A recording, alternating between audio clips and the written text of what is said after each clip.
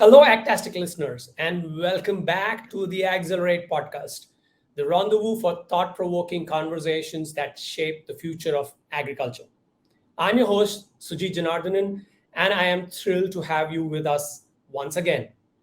In our previous episodes, we navigated the vast landscapes of sustainability, dissecting how technology champions the cause of sustainable farming practices, and explored the pivotal world of certifications. Today, our lens zoom in on a groundbreaking paradigm that's reshaping the very foundations of farming, regenerative agriculture. Regenerative agriculture or regen ag isn't just a buzzword. It's a movement echoing across the globe. It's the answer to the pressing question of how we can cultivate while healing, how we can harvest while nurturing. This approach is no longer on the fringes. It's at the heart of discussions in prestigious forums in the industry, and for good reason. It is an approach that promises to sequester a staggering 100 to 300 gigatons of carbon dioxide by 2050, offering us a tangible weapon against climate change. It's an approach that not only protects the earth, but also enhances yields by a remarkable 30 to 50%. But how does it work? Regenerative agriculture takes a holistic view, recognizing that nature's symphony thrives on interconnectedness. It's an orchestra of methods, restoring soil health, boosting biodiversity, and conserving water resources. And guess what? Modern ag tech is harmonizing perfectly with these time tested techniques. Joining us today is Dr. Dominic Clauser, a true architect of sustainable farming systems and the director of regenerative agriculture at SAI platform. Dominic's journey has been marked by his commitment to designing and delivering innovations that embody the essence of regenerative agriculture. From strategy development to on the ground implementation, he's been instrumental in crafting programs that unite farmers and value chains toward a common goal of sustainability. With his insights, Dominic will guide us through the essence of regenerative agriculture, its metrics and tools for measurement, economic viability, scalability challenges, and the vision he holds for its transformative future. Welcome, Dominic. So amazing to have you with us. Thank you, Sujit, and great to be here. Likewise, let's dive straight into this enriching dialogue then, Dominic. Now, regenerative agriculture has emerged as a potent force, but for those unfamiliar, could you introduce us to its core principles and objectives? And in your experience, do you see potential in adapting regenerative practices to local, social, and cultural contexts? I think I start with the latter part of your question first, because I think this is what is really important about agriculture is the context it operates in. There's no one farm that is similar to another one, and I think that's Sure. what we have to be respectful of, and that what we have to bear in mind. And I think regenerative agriculture really offers a solution to that, because what's the main difference between regenerative agriculture and maybe other concepts for sustainability is that regenerative agriculture looks at what we call the outcomes of farming. So what farming achieves in terms of performance or an improved performance in sustainability dimensions such as biodiversity, water, soil, and climate. Whereas Sure. other concepts focus on practices and principles such as you must not use synthetic fertilizer, or you're not allowed to do that and that, or you must do conservation agriculture, independently of the context that farming operates in. So I think that's a big difference. Regen Ag looks at outcomes, looks at also the prioritization of outcomes, or at least we do that, prioritizing outcomes depending on the farming systems you operate in. So if you have a water deficient, or a farming system where water availability is an issue, you may want to first and foremost improve water use efficiency or reduce the amount of water you need for agriculture. Whereas in another part of the world, maybe biodiversity is your top issue. So we regenerative agriculture offers flexibility to adapt to that context. And I think really the paradigm, to summarize it in one sentence, is ag is reasonably indifferent about the means, but explicit about the ends. So we want to make sure that agriculture reduces its impact or even has a positive impact on nature. But how we get there really depends on the context and what is most applicable in a given in a given situation of a farm, be it economical, be it social, be it agroecological. So I think that's the top priority there. Well, it is, and I love the point that you made around one is the fact that the context is super critical, and structuring the objectives, the outcomes is super critical, because that's pretty much what Region Ag really focuses on. Also, the fact that it's implicit in its means but explicit in its end, and I think that's beautiful takeaway as far as that was concerned, Dominic. Now, the environmental benefits are pretty evident. How do we quantify the impact of regenerative agriculture? Otherwise, are there technological solutions that allow us to gauge the influence of this practice on elements like soil health, water conservation, and biodiversity, especially at scale? I know that there could be several things that could be done if you're running things like pilot programs, etc. But how do we do something like this at scale? Yeah, this is you're highlighting a major challenge in the approach, and I think we're trying to resolve that, as are other organizations. Uh, Basically, what we look for is we look for improved performance or positive impact in four areas. This is water, soil, biodiversity, and climate. Now, how do you measure biodiversity, or how do you measure soil health? It's not easy, and there's no single one indicator that does that. So how we came up with that is for these four areas, we identified 10 proxies that we call outcomes that we consider meaningful and measurable. So these are really indicators that can be measured, or at least in theory can be measured, and are a meaningful indicator for water use. For instance, it's water abstraction that you can measure. It's volumes of water that you take out of surface water or of groundwater reservoirs. um, it's sometimes it's input use efficiency. So these are aspects that can be measured.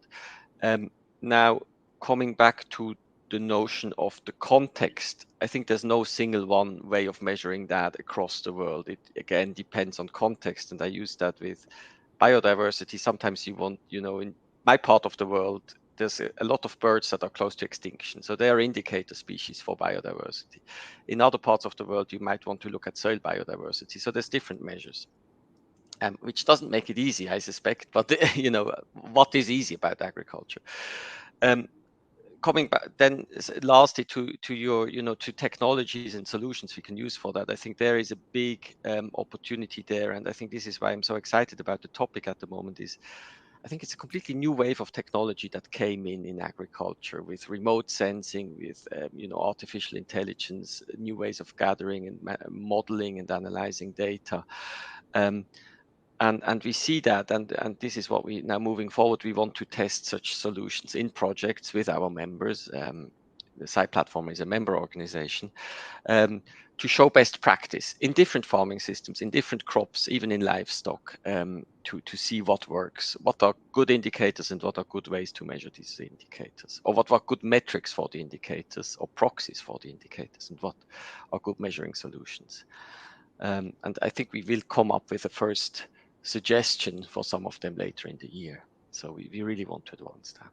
Which is awesome. A few of the things that kind of pop up in my head as you were narrating your insights was point number one is, in this case, if we have to scale programs to create impact using Region Ag, and the technology that is probably going to play a role will have to also be really adaptive, because context is going to be really important, and it is going to vary. There is going to be a lot of diversity in terms of the context in which some of these programs will have to be designed to create and create and deploy impact.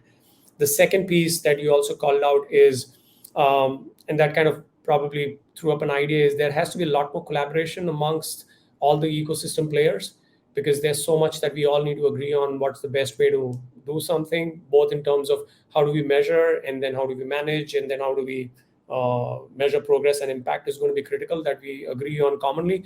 Otherwise, I think it'll be a lot of distributed efforts that may not yield the desired impact at planet scale.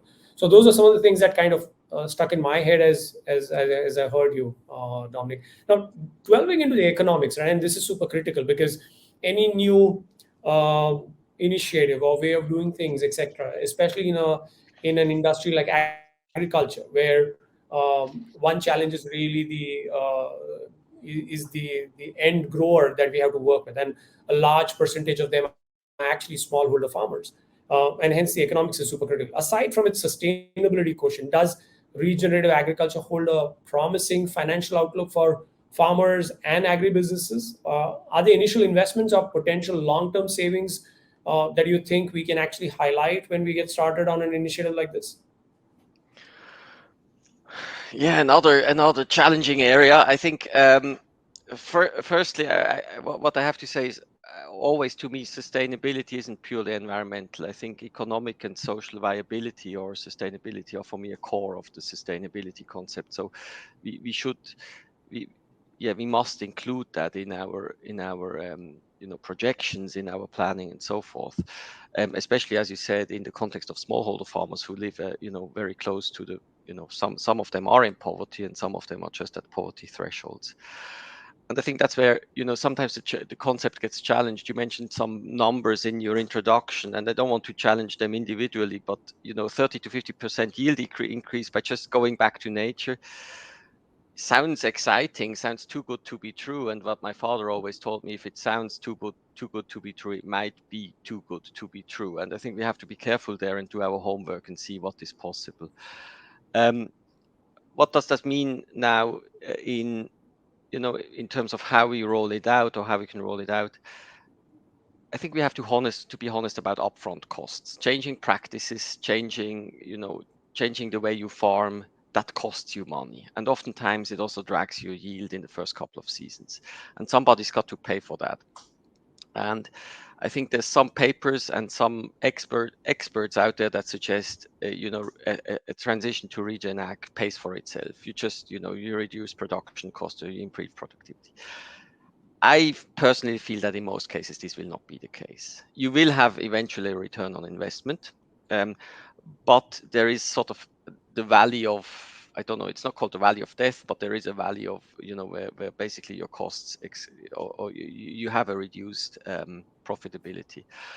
And I think and these costs cannot just be borne by the farmers. That would be wrong. That cost has to be distributed across the value chain, and I think that's a big part of the homework that I have to do also with the member organizations, that we make sure that consumers pay part of that cost, processors pay part of that cost, and maybe farmers eventually, but just that it's fairly spread, fairly distributed. And yeah, we have to understand what that cost is. Again, it depends very much on the context. It might be, for some farming, it might be a small step. For other farming systems, might be quite a substantial step. And how we cover that, and what we're looking at is, we're looking at understanding diverse incentive systems, how we can make that transition happen.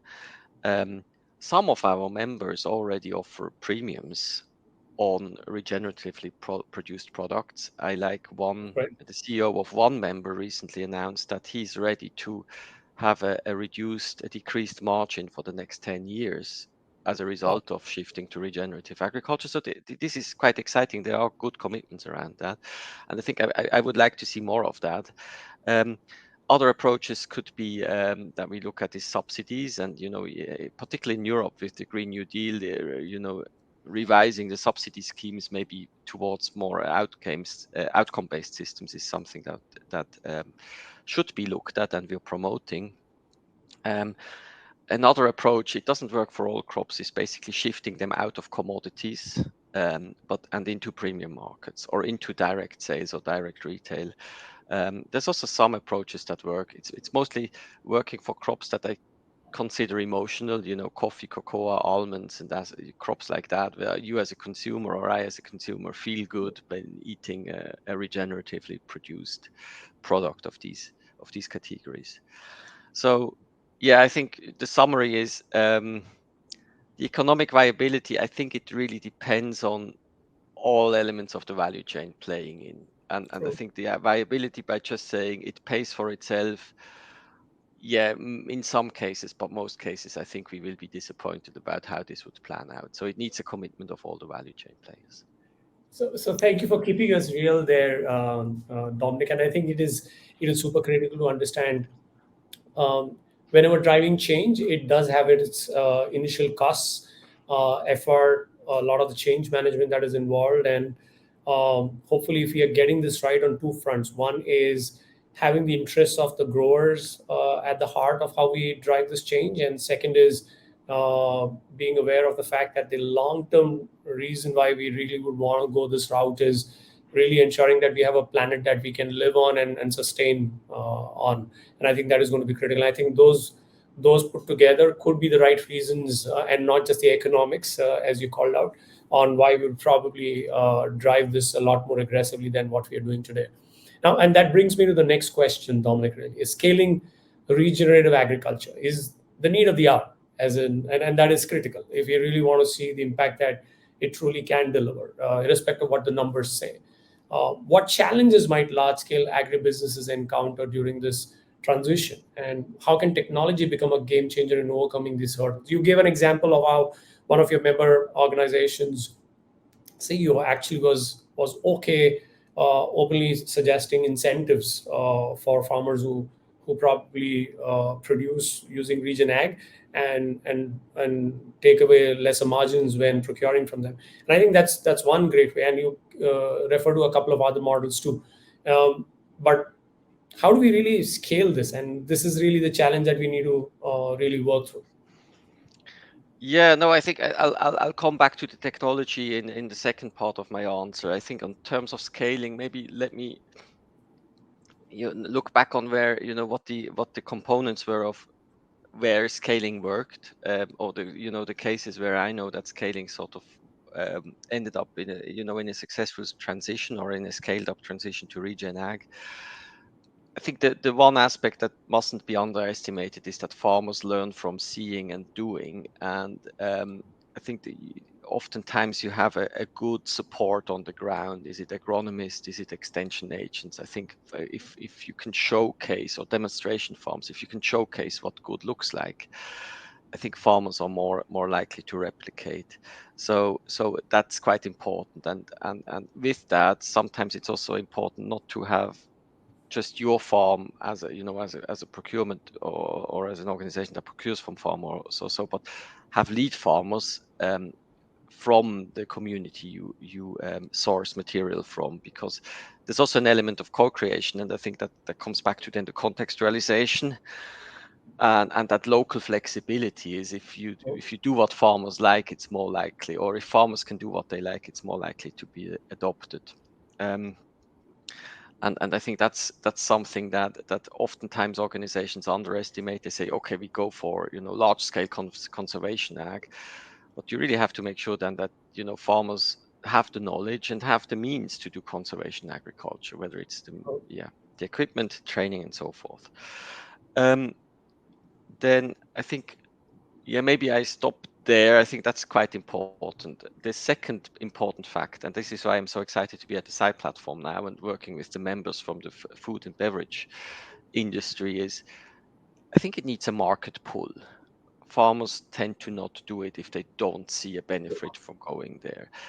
And that was a struggle, especially again in smallholder markets, that oftentimes there was a market pull for a season, and then sometimes in commodities prices shifted, commodity prices dropped, import prices dropped, so processors went for imported goods, and so a continuous, sustainable market pull is important, and this is what I'm trying to build, amongst many other things.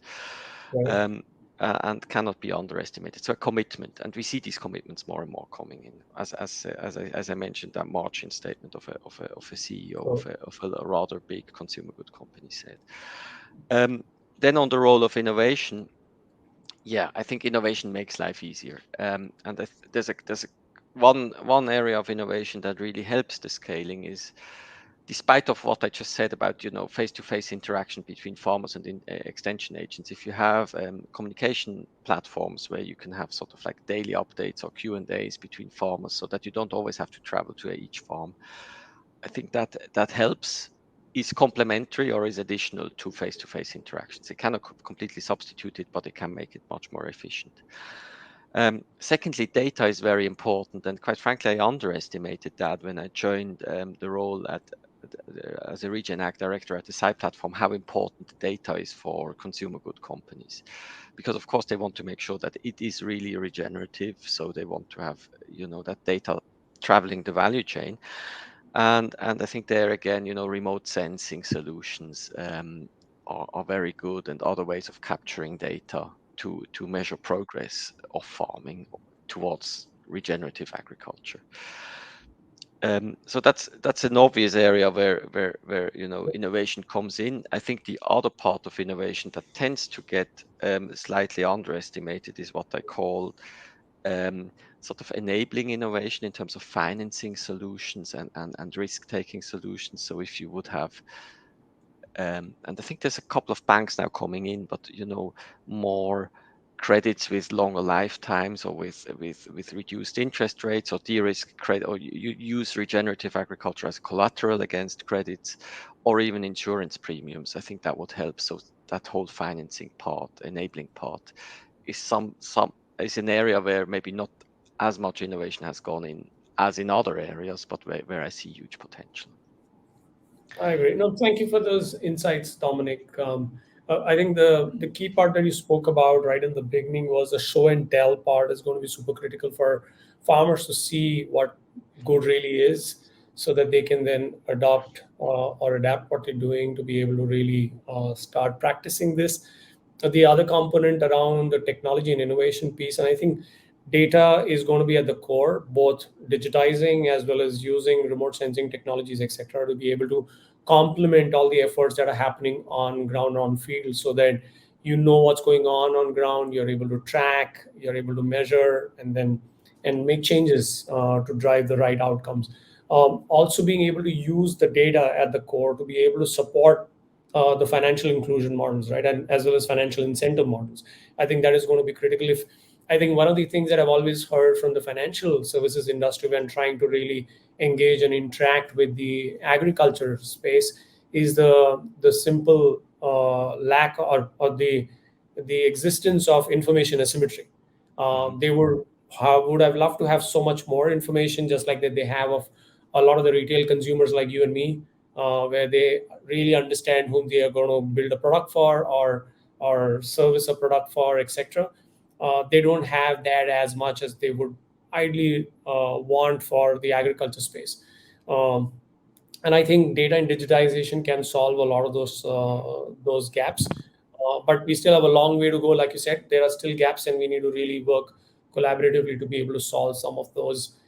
At Cropin, we are trying to do that, and we've been at it for the last 13 years, and it still seems like it's day one, and we're just getting started. Yeah. Awesome. But it's So, sorry, go so, ahead, Tom. maybe just to add to that, I think it's a very important point you said. It's not just de-risking the whole venture for farmers, but also for financial companies and insurance Sure. companies. So I think, as you said, data is going to be of vital importance moving forward. And yeah, I hope we can build more data and evidence for that to serve all players of that value chain. It will, and that Yeah. is going to be super, super critical. And Dominic, now drawing from your extensive experience, right? And I love some of the insights that you're bringing forth in our conversation today. What reference frameworks would you recommend for cultivating and managing large-scale regenerative agriculture programs? And critical is really keeping the farmer at the heart of that approach. And I think that you've highlighted multiple times in the conversation till now. Um, I have to be honest here. I don't think. I think there's a couple of frameworks out there. I think what they're all struggling with is sort of they're still at quite a high altitude. I would say 30,000 feet. So they for instance say you have to improve your performance on biodiversity, but then they oftentimes don't give a good indication of how you measure that or how you quantify that. So there's not a single reference framework that I would recommend at this stage. Um, I would say take ours, but it's not out there. So stay tuned. I think we will we're looking forward to publishing the site platform, a Regen Ag framework, um, in a couple of weeks' time. Um, the announcement will follow. But there, I think it first and foremost, I think what we took as a task is, I said, being really practical about what you can measure and how you can measure that. So we don't just go very high level and say, this is climate is an issue, but we say then how can you measure your greenhouse gas emissions in a farm. The second aspect I like, I hope it doesn't sound like blowing our own trumpet here, but we added to the assessment something called a materiality assessment, which is basically assessing the risk in a very context-specific manner. So that's the first thing that a farmer would do, or a farmer and the procurement officer would do, is answer maybe 20 yes or no questions, or 20 questions that will then highlight where the major risk areas are at the farm. And I think that's also how you can engage with farmers, because if there's a shared understanding of where there is a production risk or where there is a sustainability risk, that makes them more likely to act. So it's I think the combination of putting that materiality first and that context-specific risk assessment first, and then having clear guidance on what outcomes to look for and how to measure them, and being reasonably flexible about them, I think makes it promising, in my view, to be adopted at scale. That's right. Sorry, Dominic, I cut you off. Please go ahead. No, please do cut me off sometimes, because I can get quite, I can This was exciting. So start talking and pontificating. I think there is another thing is about why I think why we thought that it needs another practice-oriented framework, and it's a dark secret of mine, is that before joining the SCI platform, I wasn't a particular fan of regenerative agriculture. One of the reasons was, these I felt exaggerated promises that we derive from it, in terms of, it's solving all our climate problems, or it's solving farm productivity and profitability problems, which I don't think it will be the silver bullet to all of that. And secondly, it wasn't the lack of definition and the lack of translation into something that is actionable on the ground actually led to what I would call, in European lingo, an ideological disconnect. So it was, on one hand, many people thought it was conventional agriculture, and on one hand, many people thought it was organic agriculture. So there were like two truths, or it was almost religious. And I think by grounding it, we have an opportunity to remove that ideology from it, and creating a picture of what a regen farm looks like, and why we think such a farm is regenerative. it is. And thank you for again, while you called out this a couple of times, Dominic, in the conversation today. The promise of what could be. It could be from a climate impact perspective, improvement in yield, etc., which could be exaggerated numbers that are probably thrown out. But it also kind of threw up an idea in my head that we probably need to do a better job of marketing the impact of regen ag to consumers and everyone down the value chain, right up to the grower. And I think it's going to be critical, because otherwise a lot of these efforts may just seem like uphill battles that we may never end up winning. And I think that's going to be critical. I also made a note of the point that there may not be these reference frameworks that could be the go-to thing that we probably start adopting, but we will stay tuned on what you and team are going to probably share with us as probably a framework or an approach or methodology that probably the ecosystem could look at and adapt. We will be keen to look for that. But that brings me to the part, right? As in, we all love success stories. And could you share a few examples of substantial agriculture operations where you've seen that regenerative practices have been embraced, along with learnings from those journeys, if you have any to share with the audience? I can, and sorry for the bad lighting in my room. It was the first sunny day since quite some time, so I was underestimating that. I hope I'm not preaching from the dark too much. No, But you're not. but Your face is visible. on success stories, yeah. To be honest, you're one step ahead of us. We are currently compiling case studies from members on successful transitions, but this is very much work in progress. So there's no single one I can highlight from that.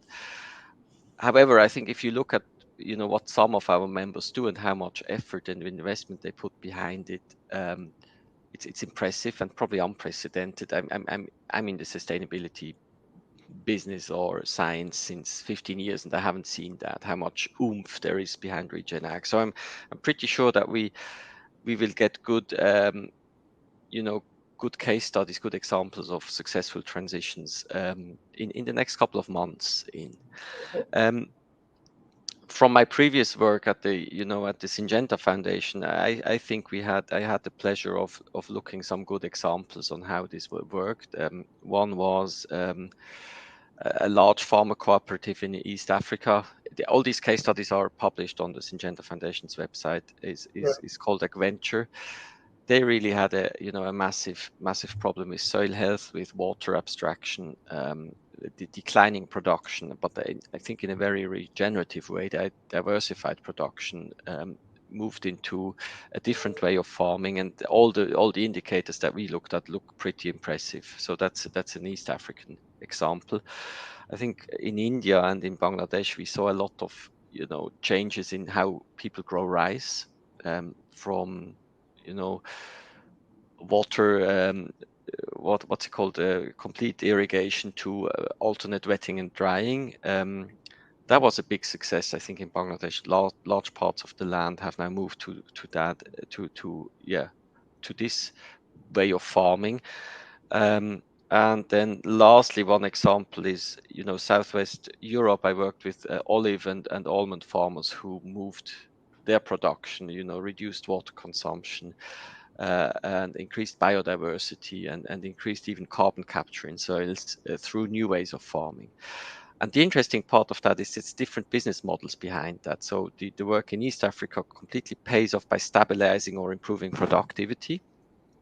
In India and Bangladesh, it's partly subsidies, it's partly improved extension and advice. So it's also public investment in it.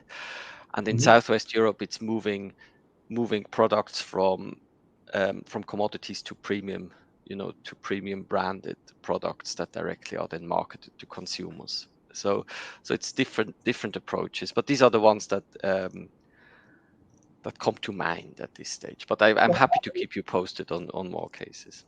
Or we sure would love to hear more success stories from out there. And I love the diversity, both in terms of geographical spread and also the crop value chains that we really focus upon. Dominic, just kind of coming to the concluding question in our chat today, right? Looking ahead, what does the horizon of Regen Ag look like to you? Are there emerging trends or innovations that spark your excitement, and probably look at everything that we can probably achieve together as an ecosystem that looks positive to you? Yeah, no, I think I'm always excited about innovation, and I think, as I mentioned, I sometimes feel it's the golden age of agricultural innovation. It's there's a completely new wave, especially in how you monitor things, in how you measure things, that that that offers opportunities for more sustainable or regenerative farming. I think precision agriculture is very important, and we see that more and more. Precision applications of fertilizers, of crop protection, precision detection of disease, or any issues, or together with remote sensing also, that you don't just spray your fertilizer across the whole field. You can detect where nitrogen is missing from satellite or drone pictures. I think there's a lot of there coming, and I don't think it's incremental, the improvement that these technologies offer. It's substantial. Same with data, of course. The same technologies can be used to collect data and to share data. So I think consumers will be more aware of what the footprint of a product will be, can be more aware if they want to. So I think that's really important. There's another wave of innovation in plant breeding. The whole genome editing. I don't know whether listeners are familiar to that, but novel ways of breeding, that unfortunately, now fortunately in Europe, I think that the mood is changing. But I think there is sometimes in some parts of the world, there unfortunately is that bias to pledge against innovation, to pledge against everything that is new is bad. I think that's unfortunate, because again, that will offer a lot of opportunities in how we manage disease and how we manage productivity. Is one part is the plant, one part is the agronomy. So I think that's going to be important in terms of innovation. And maybe lastly, what we just discussed before, these enabling factors, mechanisms to incentivize transitions to regenerative agriculture. Is it finance? Is it risk management, and so forth? So again, data, and then products that are tailored to farmers. I'm catching breath here. because that's why I see the technological opportunities. I think the biggest job we have to do moving ahead is really to ground that concept out of boardrooms, out of scientific papers, out of TED Talks into something that is applicable to farmers. And maybe I close with that. I think that's we have the technologies, we have the solutions, we have the crop-ins of this world, we have other providers that can really help us to get there. I think it's translating into something actionable is probably the biggest task ahead that we have. I don't think so. We could have a better conclusion statement for this chat. In fact, Dominic, right? As in getting that out of the white papers or scientific papers out there and the boardroom conversations to actually something that's actionable on the ground and that can help us collaborate closely in a sustainable fashion with our grower community is going to be super, super critical. Thank you for this insightful conversation, Dominic. And there we have it, dear listeners, a riveting exploration of the transformative landscape that is regenerative agriculture. Thank you, Dr. Dominic Clauser, for guiding us through this enlightening chat. As we wrap up this conversation, let's reflect on the key takeaways that resonate in our minds. First and foremost, regen ag isn't just a theory, it's a proven practice. It's a symphony of techniques that heal as they cultivate, enrich as they harvest. Its principles go beyond the soil. They embrace the very essence of interconnectedness, acknowledging the profound impact of local beliefs and practices, where context is super critical to be kept in mind when building these kind of programs around regen ag and trying to scale them. Measurement matters, and technology is and could be the compass. We've learned that quantifying the impact of regen practices is no longer an elusive concept. Cutting edge tools and technologies allow us to measure soil health, water conservation, and biodiversity enhancement using proxies or directly in some cases, offering us empirical evidence of progress. Economics and ecology align in the realm of regenerative agriculture. The economic viability of this approach, while there are still use cases and success stories that we need to build out, but there are definitely ecological benefits.